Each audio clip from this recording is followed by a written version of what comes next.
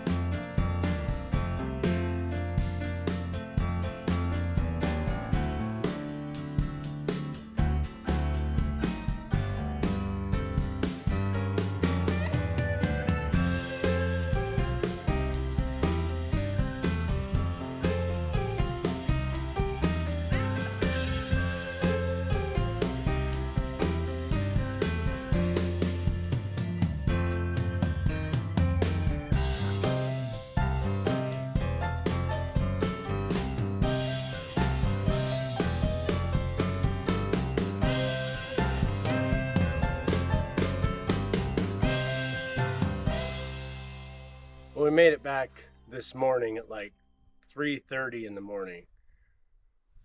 Oh, what a long push that ended up being, but we got home, got a little nap in. Now I'm going to unload the propane tank off of the back.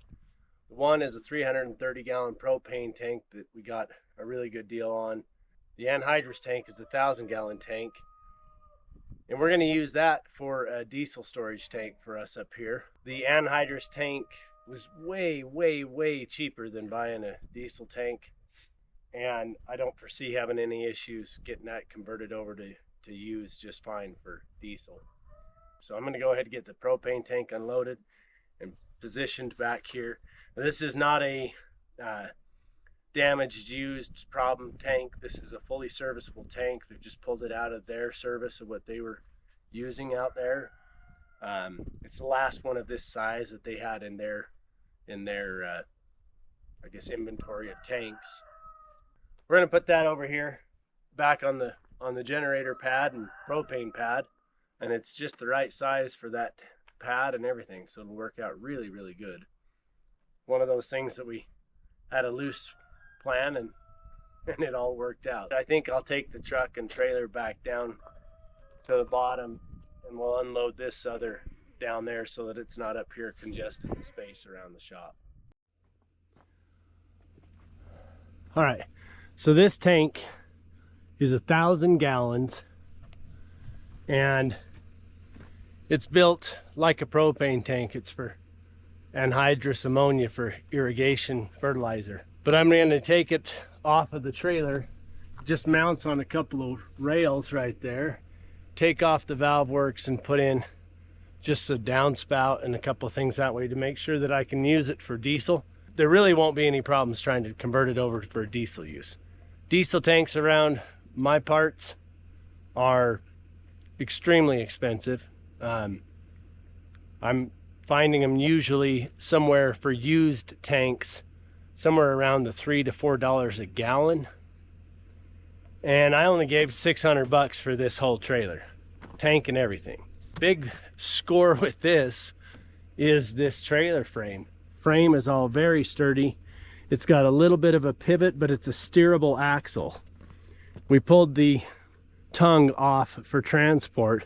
So that's the tongue. It bolts on here, and this has little ball joint pivots and allows, with these springs, just a little bit of twist between the axle on the front and the axle on the back without distorting the frame and whatever's on top of the frame.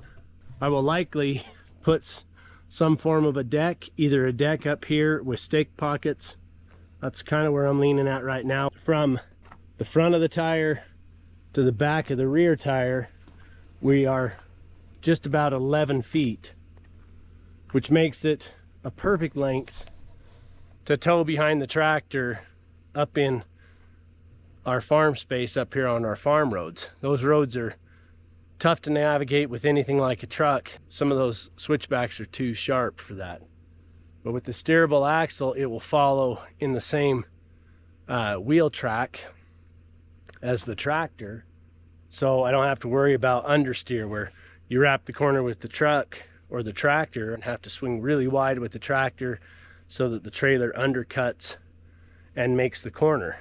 I don't have to worry about that with a steerable axle. Yeah, they can be a little bit more of a pain in the butt for backing up, but most of our roads have got a loop through in some form, so that won't be too bad. This has got heavy duty 12.515 implement tires. The capacity on these things are huge. So here we're max load 3,000 pounds per tire. So I mean that gives me here like 12,000 pound capacity on this trailer structure. This trailer's worth its weight in gold right now as far as I'm concerned. Even as frustrating as that trip could have been or was at times, we made it back safe. We got a heck of a score. I think I'm as excited about this trailer frame as I am about the tanks. A little tired from the trip and everything and getting here so early, but I think it was worth it ultimately. I think it was a good trip. I think we got a pretty good score that way. It should make a lot of things just that much nicer for us up here on the ranch, so pretty exciting.